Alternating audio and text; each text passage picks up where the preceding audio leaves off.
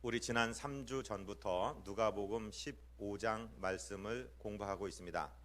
누가복음 15장에는 잃어버렸다가 다시 찾은 세 가지의 비유가 나옵니다. 예수님께서 직접 말씀하신 비유인데 그 세 가지가 무엇이었습니까?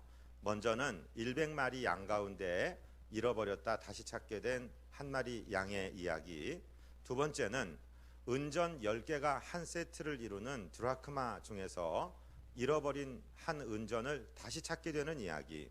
그리고 오늘 원래 공부해야 되는데 너무나도 잘 아는 말씀이라 그냥 이 본문 이야기는 넘어가는 돌아온 탕자의 이야기, 즉 두 아들 중에서 잃었던 한 아들이 다시 돌아오는 이야기. 이 세 가지 이야기가 누가복음 15장에 기록되어 있는데 이 사실들을 우리가 공부하고 있습니다. 그런데 오늘은 잃었던 아들을 다시 찾게 되었는데 그 뒤에 나타나는 이야기를 공부하려고 합니다.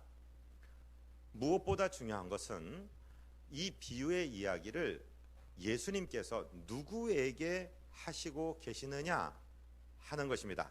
제가 퀴즈를 낼 테니까 마음속에 한번 맞춰보세요. 이 이야기는 예수 안 믿는 사람 전도하기 위해서 하시는 이야기다. 첫 번째. 두 번째는 이 이야기는 자기가 스스로 잘 믿는다라고 생각하고 있는 사람들을 위해서 하는 이야기다. 쉽게 생각하면 전자가 맞을 것 같은데 말씀을 자세히 읽어보면 바로 이 이야기는 먼저 믿었던 사람들, 장자라고 스스로 생각하고 있는 사람들, 내 아버지 집에 내가 큰아들이야 라고 생각하고 있는 사람들을 향해서 하시는 말씀인 것을 깨달을 수가 있습니다. 오늘 말씀의 시작, 그러니까 누가복음 15장의 첫째 세 구절 1, 2, 3절을 다시 한번 우리 받들어서 읽겠습니다. 주보에 기록이 되었습니다. 모든 세리와 죄인들이 말씀을 들으러 가까이 나아오니 바리새인과 서기관들이 수군거려 이르되 이 사람이 죄인을 영접하고 음식을 같이 먹는다 하더라. 예수께서 그들에게 이 비유로 이르시되, 자, 말씀을 자세히 읽어야 됩니다. 당시에 주의 종이다, 종교의 지도자다, 그런다면은 바리새인과 서기관을 들을 수 있습니다. 바리새인은 스스로를 구분하는 사람들, 나는 일반 이 시민들과 달라, 죄 짓고 살아가는 이 죄인들과 달라, 나는 스스로 나를 구별하는 거룩한 사람이야, 그런 사람들이라고 했고, 서기관이라는 사람들은 밥 먹고 하는 일이 하나님의 말씀을 베껴 적는 일입니다. 그 당시에는 인쇄술이 나오기 전이기 때문에 하나님의 말씀, 특별히 구약의 토라의 부분, 창세기, 출애굽기, 레위기, 민수기, 신명기의 부분을 잘 보존해서 후대에 넘기는 것이 그들의 사명이기 때문에 말씀을 적는 사람, 그리고 이 사람들은 말씀을 적을 뿐만 아니라 회당에서 그들을 가르치고 또 그 일반 백성들이 말씀대로 살지 않으면 깨우치게 하고 지적하고 바로잡는 교법사, 율법사, 서기관 다 동의어의 말이라고 했습니다. 그 사람들이 예수님을 의아하게 봅니다. 예수님이 세리, 자기 백성들의 재산을 탈취해서 로마 정부에다 갖다 주고 백성의 피를, 고혈을 빨아먹고 사는 이 세리들, 그리고 자타가 공인하는 죄인들, 즉 안식일도 정확하게 지킬 수가 없고 11조도 정확하게 드릴 수가 없어서 늘 정죄된 마음으로 살아가는 가난한 사람들이나 또 장애를 입어서, 그때 당시에 장애나 불치의 병은 하나님의 저주로 죄 때문에 온다라고 생각하는 시절인데, 그런 장애를 가진 사람들, 이런 연약한 사람들과 예수님이 어울리시고 식사를 함께 하시고 그들에게 설교를 해주시니까 그들이 저분이 정말 선지자라면 저러면 안 된다 하고 수군거리고 비난하는 그 바리새인과 서기관들을 향해서 이 비유의 말씀을 주셨다는 사실을 우리는 다시 한번 생각해야 되는 것입니다. 그래서 세상 사람, 예수 믿지 않는 사람 전도하려고 말씀하시는 말씀이 아니라 스스로를 의롭게 생각하고 스스로를 지도자라고 생각하고 나는 일반 백성보다 도덕적이고 종교적인 의의가 강하다라고 얘기하는 사람들 향해서 세 가지의 비유의 말씀을 해주신 것을 우리는 미리 알고 있어야 됩니다. 그런데 이 세 가지의 이야기에는 각각 4가지의 요소가 있습니다. 공통적으로 들어 있습니다. 그것이 무엇이었습니까? 제일 먼저는 무엇인가를 잃어버렸습니다. 뭐가 분실된 겁니다. 100마리 양 중에 한 마리가 떠나갔고 10개가 세트를 이루는 드라크마라는 그런 동전 세트 중에서 은전 세트 중에 하나가 분실이 됐고, 2 아들이 있어야 식탁에 딱 맞고 앉는 그런 아들인데 한 아들이 없어졌습니다. 2번째 이야기는 누군가가 열심히 찾았습니다. 99마리를 버려두고 열심히 계곡으로 들로 양의 이름을 부르며 목자가 찾았습니다.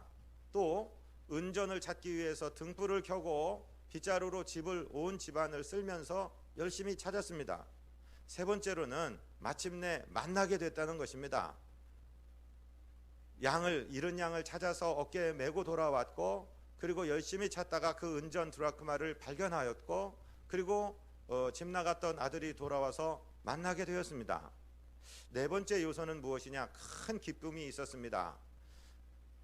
회개할 것 없는 99의 의인을 인하여 기뻐하는 것보다 죄인 하나가 돌아올 때 더 기쁨이 넘친다라고 주님이 말씀하시면서 잃은 양 한 마리를 기뻐하고, 또 10개의 은전 중 잃어버렸던 하나를 찾았을 때는 이웃들과 더불어 즐거워하는데 하늘에서 천사들 가운데 큰 파티가 열린다, 기쁨이 일어난다, 이렇게 얘기했고, 오늘 탕자의 비유의 이야기에서는 살진 송아지를 잡고 큰 잔치, 풍악을 울리는 잔치가 열렸다, 이런 이야기입니다. 자, 그런데 이 4가지 이야기 중에서 우리가 오늘 설명을 생략한 3번째 이야기, 즉 우리가 잘 아는 돌아온 탕자라고 알고 있는 그 이야기에서는 4가지 요소 중에 하나가 없어요. 잃어버렸다, 아들이 나갔으니까 잃어버린 거 맞습니다. 발견했다, 큰 기쁨이 있었다, 공통적으로 있는데 하나가 결여되어 있습니다. 그게 무엇입니까? 찾아다닌 사람이 없었습니다. 그 집 나간 아들을 누군가가는 찾아왔어야 옳았는데 그 아들이 스스로 걸어왔지 누가 찾은 사람이 없다는 것이 이 3번째 이야기의 특징입니다. 그런 상황 가운데서 오늘 본문의 이야기가 시작이 되는 겁니다. 제가 누가복음 15장에 나오는 3번째 이야기의 둘째 아들의 변호사가 한번 돼보겠습니다. 우리는 쉽게 죄짓고 방탕하고 그저 정신 못 차리고 사는 사람에 대해서 정죄하는 것이 쉽습니다. 그런데 한번 제가 둘째 아들의 변호사가 돼서 한번 말씀을 드려보겠다, 이겁니다. 둘째 아들이 시골에서 자랍니다. 꽤 유복합니다. 아버지 재산도 있고 아버지 돌아가시면 내게 돌아올 분깃도 있습니다. 그런데 그는 그 시골 마을에 비전이 보이지 않았습니다. 내가 여기서 계속 살아서 클 때 그저 아버지 같이 농부가 되겠지, 그리고 조금 부유한 농부가 되겠지, 그리고 먹고 살다 죽으면 무슨 의미가 있을까? 내가 아버지한테 좀 무리한 부탁이지만 어차피 아버지 돌아가시면 나한테 주실 거 미리 좀 값을 좀 댈 수 있냐고 여쭤봐야 되겠다. 그래서 그 돈을 가지고 대처에 한번 나가서 나도 멋지게 사업하고 일어나서 큰 돈, 큰 재산 벌어서 와서 효도도 좀 하고 내가 뭔가 큰 일을 우리 마을에 하든지 내 미래를 위해서 하든지 해야 되겠다. 아버지 참 죄송하지만 아버지 돌아가시면 제게 돌아올 분깃 그건 미리 좀 값을 해서 주시면 안 되겠습니까? 받아서 갔습니다. 생면부지에 대처에 갔는데 일단 사람을 좀 알아야 되지 않겠습니까? 사귀어야 되지 않겠습니까? 인맥을 좀 쌓아야 되지 않겠습니까?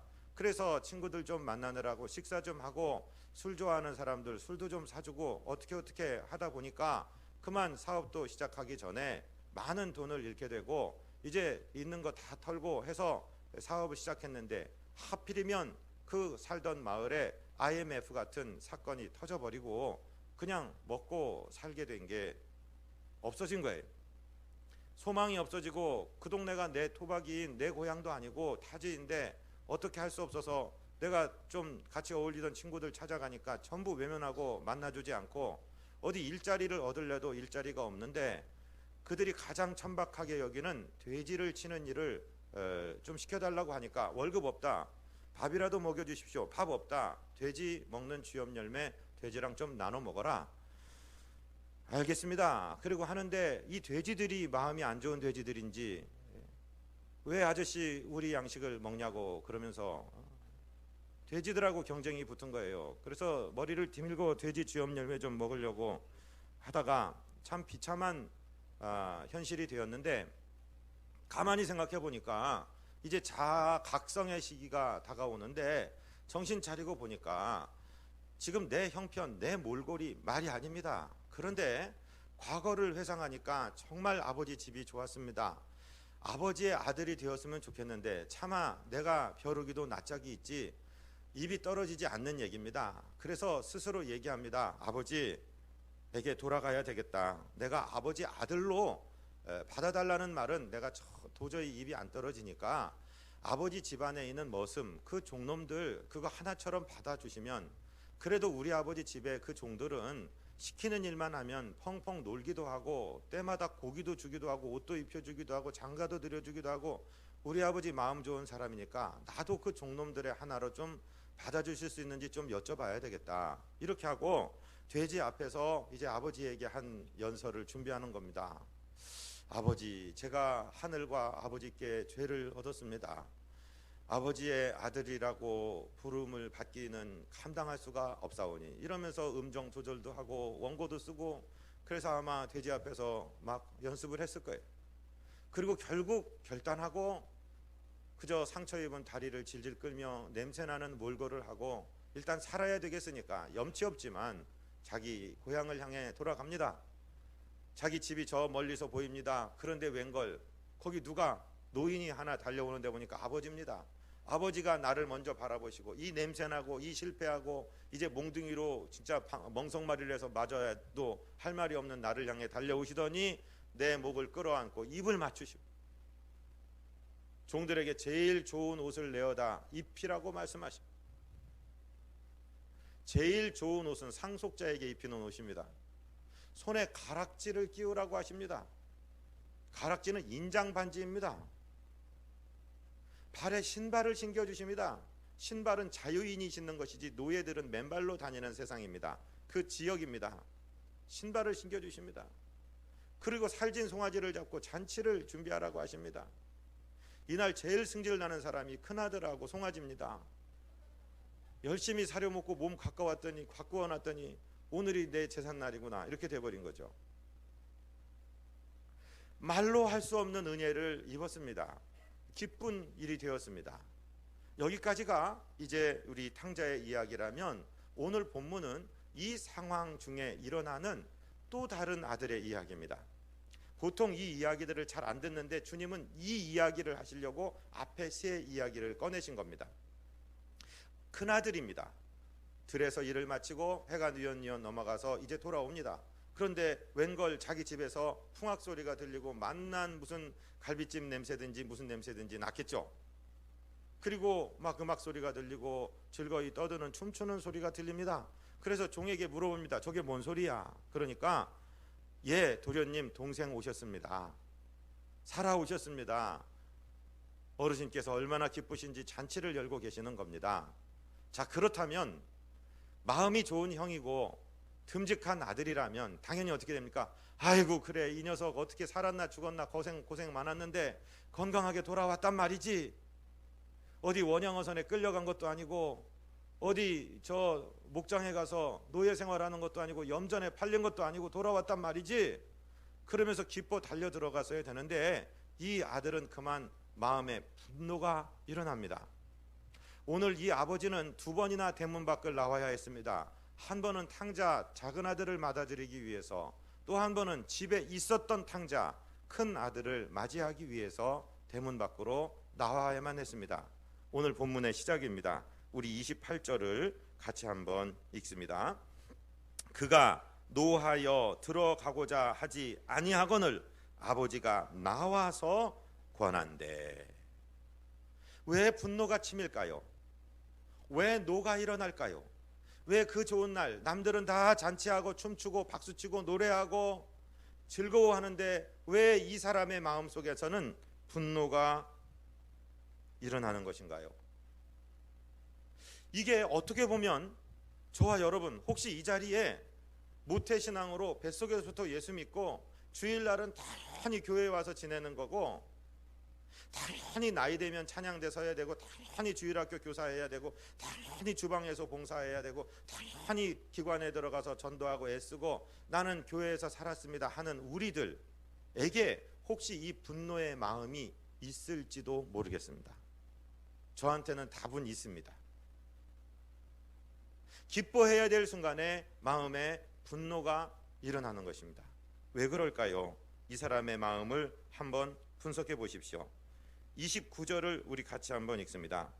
아버지께 대답하여 이르되 내가 여러 해 아버지를 섬겨 명을 어김이 없거늘 내게는 염소 새끼라도 주어 나와 내 벗으로 즐기게 하신 일이 없더니. 자, 이제 속색이다가 돌아온 둘째 자기 동생하고 자기 자신을 비교하면서 지금 감사는 떠나가고 아버지를 향해서 불평이 나오는 겁니다. 아버지, 나는 정말 이 집의 머슴인지 이 집의 아들인지 모를 정도로 나는 노예같이 살았습니다. 밥 먹으면 들에 나가서 일하고, 그리고 해 떨어지면 집에 와서 자고, 내가 아들입니까? 종놈입니까? 따지는 거예요. 내가 아버지 명령을 어긴 적이 있습니까? 내가 무엇을 잘못한 적이 있습니까? 그런데 아버지, 염소 새끼 한 마리라도 잡아주셔서 네 친구들 좀 불러서 네 이름으로 잔치 한번 하거라 하신 적 있습니까? 아버지는 내게는 그렇게 인색한 아버지였고, 그렇게 완고하고, 그렇게 엄하고 사랑의 말 한마디 안 해주신 아버지가 어떻게 이럴 수가 있습니까? 하고 감사가 떠나고 불평이 나오기 시작하는 거예요.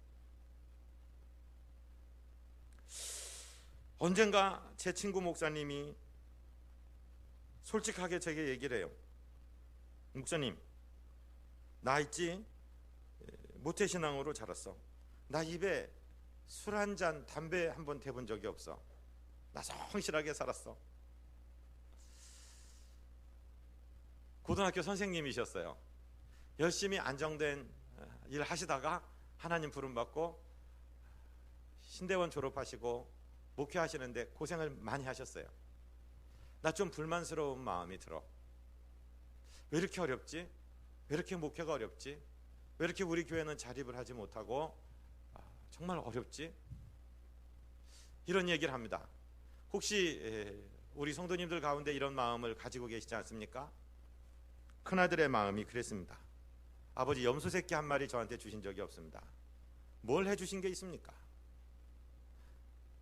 나 10분의 1 정확하게 끊어서 하나님께 드렸습니다. 때마다 절기마다 무슨 이 모양 저 모양 선교고 뭐고 제 소득 중에 어디 놀러를 제가 언제 가본 적이 있습니까? 다 하나님 일 위해서 드렸지 않습니까? 하나님 제게 해주신 게 뭡니까? 이렇게 말하고 싶을 때가 여러분 왜 없으십니까? 있을 수 있습니다. 그리고서는 이 사람이 잘못하는 것이 뭐냐면은 긍휼이 없는 비난이 동생을 향해서, 아버지를 향해서 나옵니다. 30절을 읽습니다. 아버지의 살림을 창녀들과 함께 삼켜버린 이 아들이 돌아오매 이를 위하여 살진 송아지를 잡으셨나이다. 자, 논리적으로 얘기하는 거예요. 그런데 이 큰아들이 범하고 있는 큰 범죄가 있습니다. 자기가 자기 동생이 창녀와 함께 재산을 삼켜 먹는 거 봤습니까? 본 적이 없습니다. 조금 전에 제가 둘째 아들의 변호사가 돼서 변호를 해드린 사실을 기억해 보십시오. 그저 집에 있었던 사람은 그 둘째에 대해서 비난의 화살을 쏘기가 쉽다는 말입니다. 그걸 추정하는 죄를 짓는 것입니다. 저는 분명히 애초부터 놀고 즐기려고 가져간 거야. 애초부터 방탕하기 위해서 육신의 정욕대로 살기 위해서 가져간 저놈, 저 못된 놈, 저 나쁜 놈, 저런 놈을 멍석마리를 하고 곤장을 쳐야지 마땅하지 무슨 잔치를 열어 하고 동생에 대한 비난, 긍휼의 마음은 없습니다. 이해하려는 마음은 없습니다. 그리고 그 비난은 아버지께까지, 영적으로 보면 하나님께까지 돌아가서, 아니 어떻게 아버지는 나에게는 염소 새끼 한 마리 안 잡아주고 어떻게 쟤한테 송아지를 잡아? 이게 말이나 되는 얘기입니까? 하고 하나님께 따지는 거예요. 지금 아버지께 따지고 있습니다. 이것을 이름하여 율법주의라고 얘기하고 종교인이라고 얘기합니다. 우리는 특별히 예수를 오래 믿은 사람, 직분이 높은 사람, 교회 일을 많이 하는 사람일수록 이런 자세를 갖게 되기가 매우 쉽다는 것입니다.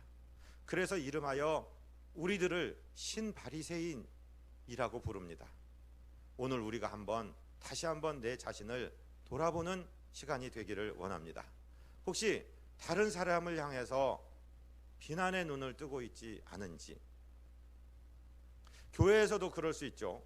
우리 목사님은 나는 늘 목사님 옆에서 충성하고 헌신하고 모든 시키는 일 한 번도 불평 없이 다 했는데 어떻게 새신자한테만 눈이 다가 있지?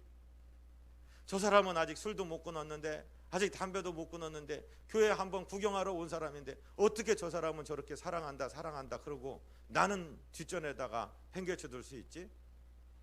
섭섭하네. 그런 마음이 들 수가 있다는 거예요. 예수님 시대부터 그런 마음이 있었다는 거예요. 바리새인 서기관의 마음에는 그 죄인들을 정죄해야지 올바른 선지자인데 왜 그들하고 같이 어울리고 그들과 같이 식사를 하고 그들에게 설교를 하느냐, 이 말씀에. 근데 예수님은 그들에게 들으라고 지금 이 말씀을 하고 있는 것입니다. 이 누가복음 15장을 통틀어서 가장 중요한 구절인데 흘려보내기 쉬운 구절이 바로 저는 31절이라고 생각합니다. 31절을 우리 같이 읽습니다. 아버지가 이르되 예 너는 항상 나와 함께 있으니 내 것이 다 네 것이로되. 우리가 잊고 있는 기쁨, 잊고 있는 축복, 가장 복된 게 뭔지 아십니까? 방탕하지 아니하고 하나님 무릎 앞에 있는 것입니다. 하나님의 집에 살고 있는 것이 얼마나 행복하고 얼마나 귀하고, 우리가 주일이면 내 교회에 찾아와서 찬송하고 말씀 듣고 섬길 수 있는 내 교회가 있다는 것, 얼마나 행복한 건지 아십니까? 이것을 뺏겨보지 않은 사람이면 모르는 얘기입니다. 내가 주일날 공격받지 않고 핍박받지 않고 자연스럽게 내 입 벌려 내 발로 걸어와 내 눈으로 바라보며 내 입 벌려 찬송할 수 있는 몸이 있다는 것, 건강이 있다는 것, 내가 충성하고 헌신할 내 직분이 있다는 것, 내 교회가 있다는 것, 얼마나 행복한 겁니까? 아니 그거 다 떠나서 아버지와 함께 산다는 것, 아버지 집에 산다는 것. 여러분, 우리는 가장 복된 사람인 줄로 믿으시기를 바랍니다. 여러분, 어디에 행복이 있다고 생각하십니까?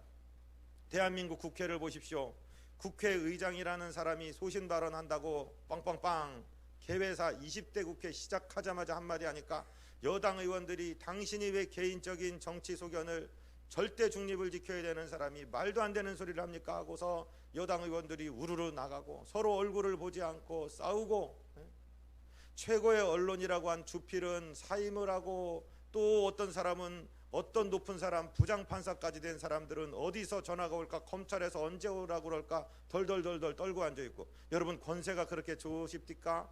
여러분, 재물이 그렇게 좋으십니까? 명예와 인기가 그렇게 좋으십니까? 아닙니다. 하나님 전에 예배하고 있는 저와 여러분이 가장 행복한 사람인 줄로 믿게 되시기를 주님 이름으로 축복드립니다.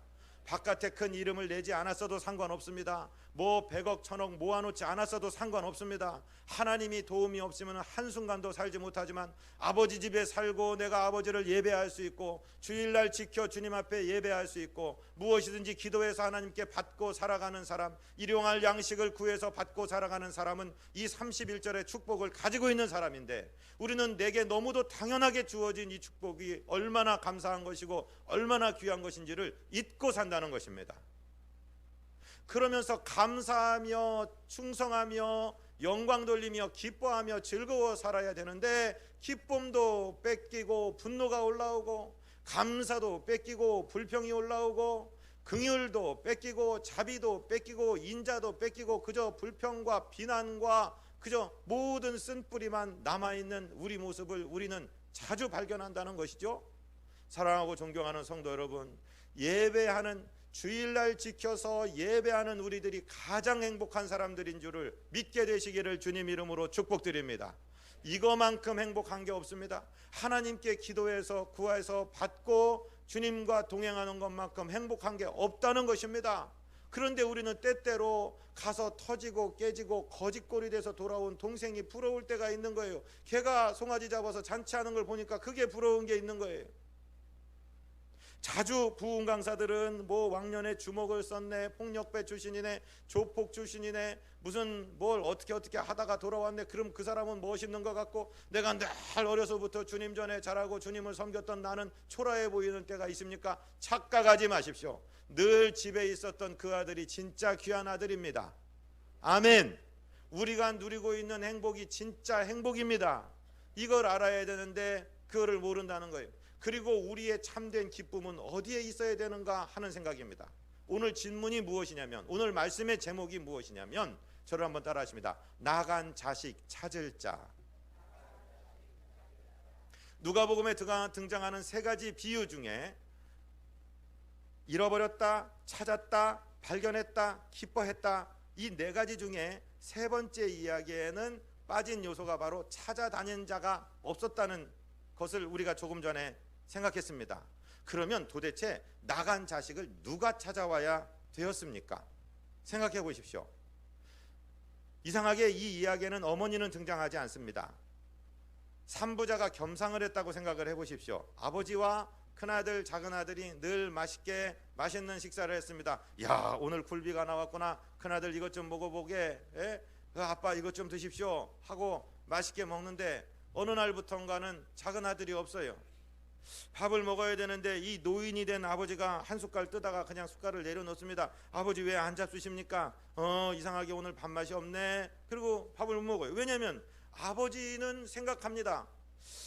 이놈이 가서 어디 염전에 끌려가지는 않았나, 인신매매 당하지는 않았나, 어디 폭력배들을 만나서 지금 어디서 감금돼서 두드려 맞고 있지는 않은가. 세상이 하도 험하고 복잡한 세상인데 도대체 이 아들 뭐하고 있는가 걱정이 돼서 밥을 들 수가 없어요. 여기 자녀들 잘 들어보세요. 여러분들은 가끔 부모님 생각해요. 여러분들이 부모님 생각 안 하는 게 아니에요. 그런데 부모가 돼보세요. 부모는 24시간 생각해요. 그게 다른 거예요.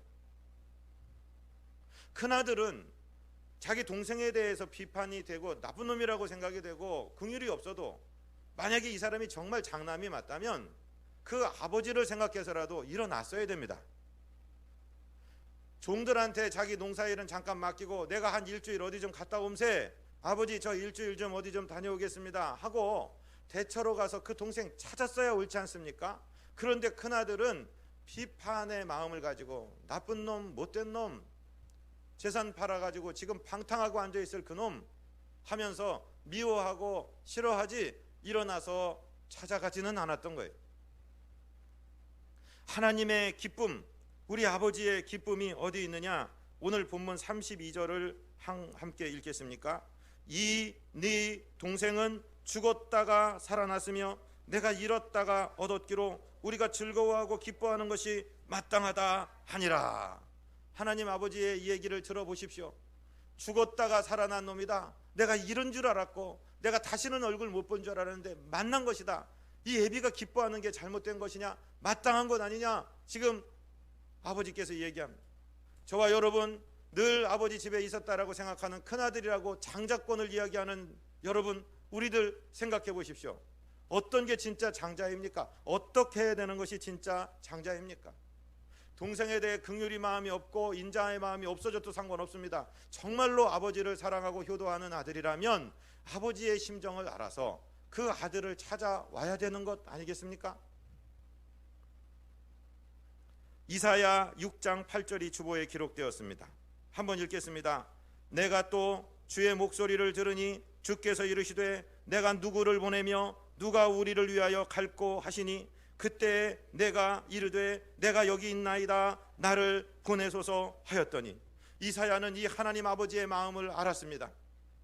우상 숭배하고 벽돌로 쌓아서 분향하고 우상에게 절하고 있는 그 백성들, 이 사람들을 건지러 누구를 보내고 누가 우리를 위하여 갈고 하는 하나님의 탄식의 부르심을 듣고 내가 여기 있습니다. 주님께서 내 입술을 이사야의 그 숯불에 대어서 내 입술을 정케 하셨으니 내가 가겠습니다. 나를 보내주십시오 하는 겁니다. 사랑하는 성도 여러분, 하나님의 마음에 대해서 많이 생각하십니까? 저는 이 예배 끝나고 점심 식사한 다음에 저 신천지 위장교회 앞에 갈 것입니다. 그래서 거기에 미혹된 성도들, 그 사람들이 나빠서 거기 간 거 아닙니다. 어린 양같이 영적인 분별력이 없기 때문에 그게 잘못된 것인지 모르고 거기 가면 무슨 구원이 있는 줄 알고 갔습니다. 거기서 잃은 영혼을 찾아와야 됩니다. 1인 시위는 신고사항도 아니고 법적 제재도 안 받습니다. 목사가 가서 혼자 할 것입니다. 사진 찍어줄 분은 같이 가시기 바랍니다. 근처에 오면 안 됩니다. 한 10m, 20m 떨어져 계셔야 됩니다. 제가 어떤 일을 당해도 거기 손대시면 안 됩니다. 그냥 사진만 찍으십시오. 오실 분은 같이 가십시다. 우리 이 마음을 가지고 정말로 세상에 흘러가 있는 영혼들을 위해서 찾아와야 됩니다. 이 마음이 있어야 됩니다. 하나님께서 구약의 백성들을 향해서 아주 이상히 여기는 마음이 하나가 있었는데 이사야는 그것을 이렇게 기록하고 있습니다. 이사야 59장 16절입니다. 사람이 없음을 보시며 중재자가 없음을 이상히 여기셨으므로 자기 팔로 스스로 구원을 베푸시며 자기의 공의를 스스로 의지하사. 하나님이 이상히 여긴 것 하나, 하나님이 창조한 피조물들이 하나님을 떠나고 우상을 섬기고 다 길을 잃고 잃어버린 양처럼 은전처럼 아들처럼 정말 세상을 헤매고 있는데 이 하나님과 그 잃은 영혼 사이에 중재자가 없어요. 거기 서서 하나님 나를 좀 도와주세요. 내가 좀 건져낼 테니까 도와주세요. 저 친구들을 끌어서 내가 하나님 품에 안겨줄 드릴 테니까 나 좀 도와주세요 하는 중재자가 없음을 이상히 여기시고 스스로 띠를 띠시고 스스로 팔을 걷어붙이시고 스스로 찾아오시겠다라고 하나님께서 움직이는데 바로 이때 하나님 가만히 계십시오. 제가 가겠습니다. 저를 사용하여 주시옵소서. 제가 가서 복음 전하겠습니다. 건져내겠습니다. 우리 인생의 목표를 하나님의 기뻐하시는 이 일에 맞춘다면 우리 사랑하는 자녀들이여, 여러분들의 인생의 미래가 어떤 계통으로 갈지 모르겠습니다. 의료 계통으로 갈지, 교육 계통으로 갈지, 사업 계통으로 갈지, 정치 계통으로 갈지, 무슨 어떤 계통으로 갈지는 모르겠습니다. 그러나 우리의 주된 사명, 우리의 주된 인생의 목적을 영혼 구원에 맞춘다면 하나님이 가장 기뻐하시는 마지막 땅 끝에 그 한 백성이 주님 앞에 돌아오는 것을 하나님이 가장 소망하시고 기뻐하시는 것이라고 생각하는 확신이 있다면 하나님, 내가 어느 직업을 가졌든지 내가 그렇게 하겠습니다. 저는요, 그 이번 리우 올림픽에서 이관왕을 차지한 양궁의 장혜진 선수 이야기를 또 듣습니다. 이제 YTN인가 방송국에서 인터뷰를 합니다. 어떻게 그렇게 활을 잘 쏘실 수 있었습니까? 예, 제 아버지 때문입니다. 제 아버지의 기도 때문입니다. 제 아버지가 제게 해주신 말씀 때문입니다. 내게 능력 주시는 자 안에서 내가 능치 못한 일이 없느니라. 그 말씀을 계속 들려주셨습니다. 그 말씀 붙들고 활을 쐈습니다. 여러분, 우리 자녀들이 어떤 분야에 있든지 스포츠를 하든지 학문을 하든지 무엇을 하든지 누군가 당신의 성공 비결이 무엇이냐고, 당신 왜 그 자리에 올랐느냐고 물을 때 하나님의 영광을 드러내고, 당신도 나처럼 예수 믿었으면 좋겠습니다, 예수 믿고 구원 받으십시오 한 말을 할 수 있는 그러한 인생의 목표를 제대로 가진 분들이 나오기를 원합니다. 우리 교회에서 그렇게 생겨났으면 좋겠습니다. 우리 어른들도 내 인생 다 끝났다, 절대 그렇지 않습니다. 인생이 120세입니다. 많이 남으셨죠? 할 일 많으시죠? 아멘. 7학년 이상 아멘. 아멘. 예, 아직 많이 남으셨습니다. 50년 더 남으셨습니다. 우리의 목적을 영혼을 찾는 일에 맞추신다면 하나님께서 가장 기뻐하시는 종들이 될 것이고 큰아들이 될 것이고 주의 영광을 드러내는 사람들 될 줄로 믿습니다. 이 일 맞춰서 달려가시는 승리자들이 되시기를 주님 이름으로 축복드립니다. 하나님 우리 아버지, 누가복음 15장은 죄인들 들으라고 하신 말씀이 아니라 집안에 있었던 탕자, 큰아들이라고 장자라고 자랑했는데 하나님의 마음을 몰랐던 우리들을 위해 주신 말씀인지를 깨달았습니다. 하나님, 이제 영혼 건지러 나가겠습니다. 우리를 붙들어 주시옵소서. 우리에게 한 영혼 붙여 주시옵소서. 우리 구주 예수 그리스도 이름으로 믿사옵고 간구하옵나이다. 아멘.